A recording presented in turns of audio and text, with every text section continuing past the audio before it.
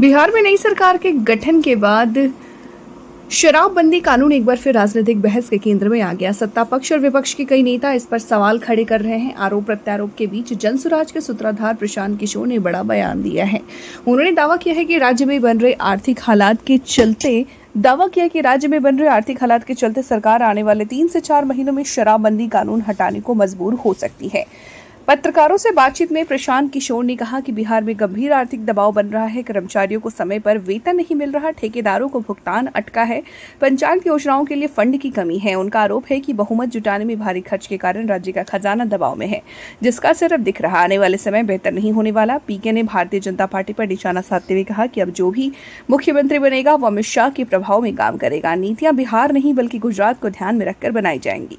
उन्होंने ये भी कहा कि सरकार की चाबी अमित शाह के हाथ में होगी, वे जिससे चाहेंगे वही सीएम बनेगा। प्रशांत किशोर ने आरोप लगाया कि सरकार मुफ्त बिजली का दावा कर रही है, लेकिन दरें बढ़ा करके जनता पर बोझ डाल रही है।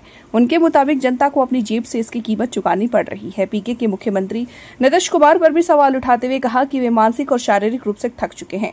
उन्हें केवल चेहरा बनाकर पेश किया जा रहा है, वास्तविक निर्णय लेने की शक्ति कहीं और केंद्रित है। प्रशांत किशोर ने कहा कि ये सरकार खरीदे गए बहुमत पर टिकी है। जिन लोगों ने बहुमत दिलाया वही अब सरकार चलाएंगे।